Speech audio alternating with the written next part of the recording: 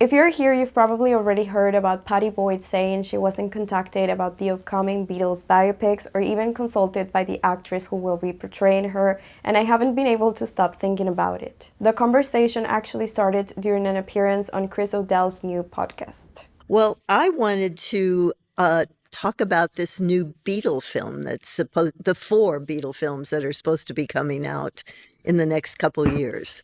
I heard that too. Yes. I also heard that this actress, is going to be playing me.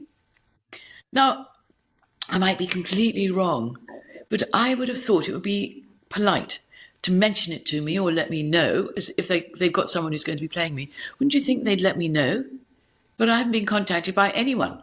It was just an innocent comment, but as it happens, it got all over the media, so why did it stir so much interest? I'm assuming most of us here are Beatles fans, and when you become obsessed with the Beatles, you want to know everything. Every anecdote, every interview, every tiny detail that somehow makes you feel closer to them. But I think men and women sometimes enter that mythology differently. A lot of men identify directly with the Beatles themselves.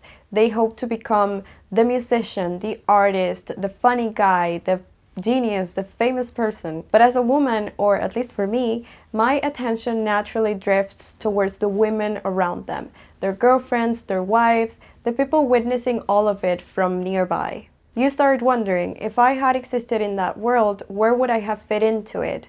What would it have been like to know them? For me, the question hasn't ever been, how would it have been like to be them? You know what I mean? But I'm sure it was a surprise for everyone to know that someone as close to the Beatles as Pattie, and I suppose many other people as well, weren't even told about it. It made me think about how often people closest to a story end up becoming secondary within the way the story gets told.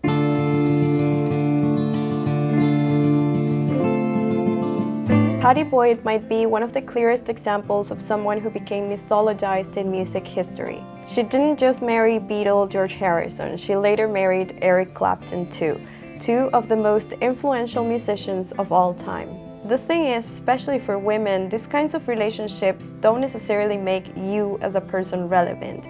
If anything, they make the complete opposite.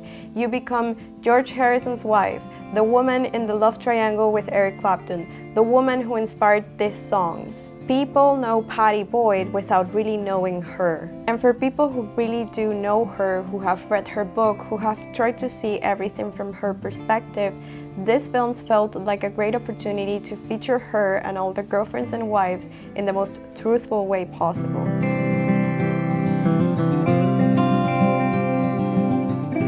The majority of biopics out there are about men.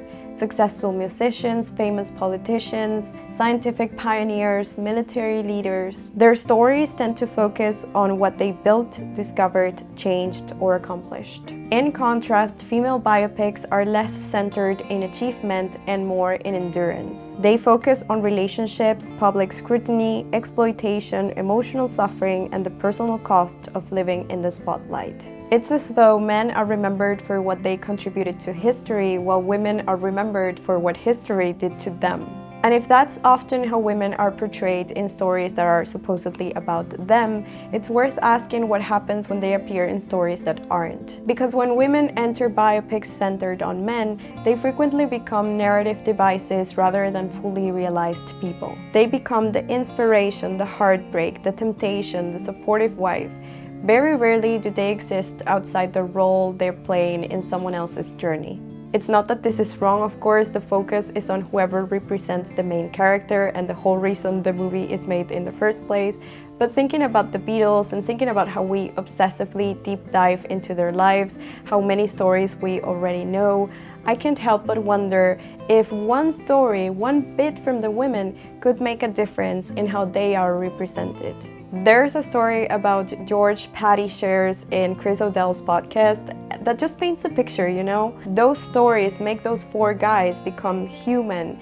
They make you feel closer to them, just some guy in his 20s, and isn't that the most wonderful thing? I'm not going to tell the story here because it's worth listening from Pattie herself, but for context, it involves George Harrison and a perm, so maybe comment perm down below and let me know if it's just me or these silly anecdotes seem more relevant and funny and intimate than going back and going through the moments and facts we already know.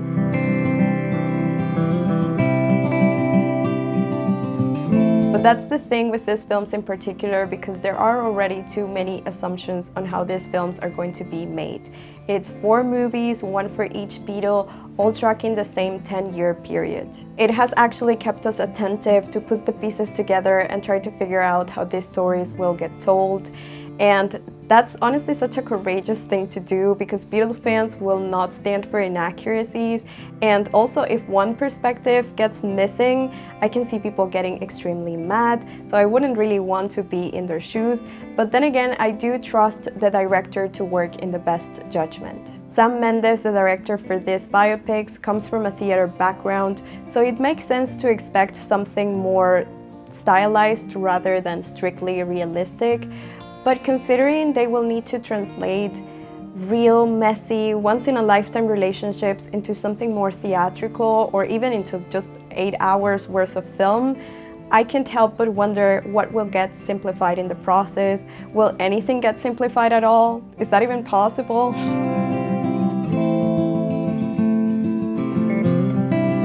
And that's where Pattie's comment keeps lingering in my mind. Not because I think anyone is entitled to approve a film about their life, and not because I assume bad intentions on anyone's part.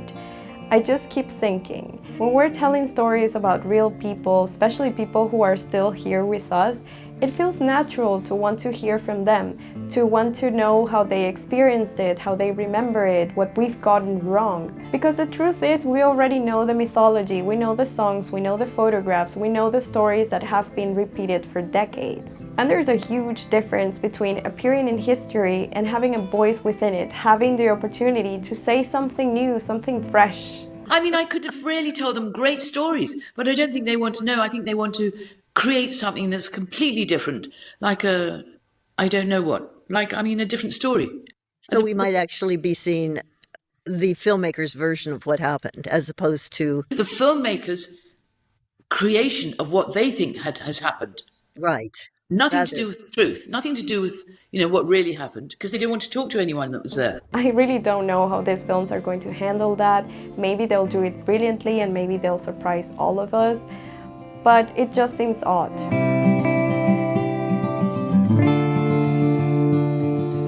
It's also worth saying this is of course not accidental. Biopics are operating inside a very specific cultural moment. They are economically reliable, widely recognizable, and they bridge two audiences, people who already know the story and people encountering it for the first time. So they are not trying to reconstruct history perfectly, they are trying to make history watchable. And considering this might be one of the most, if not the most ambitious project in biopic terms, who gets a say in how they are portrayed?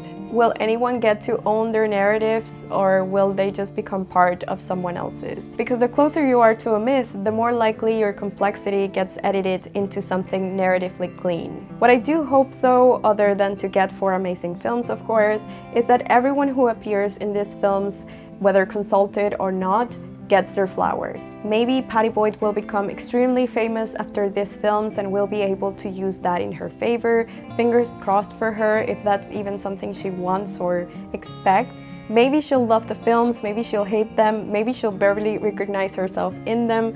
But whether she approved of the project or not, my hope is that a new generation of Beatles fans discover not only the Beatles, but also the women who stood beside them, and that they take the time to know them as people, not just as characters in someone else's story. That was everything for today. Thank you so much for watching. We have a new microphone, yay, I have it in here. I tried to hide it, I don't know, it's quite big, so I don't know how we're going to do. You might probably have to see it on video, so I hope that's not distracting, but I also hope that the sound is a lot better. You won't have to hear like the dogs barking and the kids playing and the cars outside, which is such a blessing. Thank you so much from the bottom of my heart as always for being here. Sorry for missing a few weeks, but we're back. And see you on the next one. Bye! But they sure got some cuties incorrect.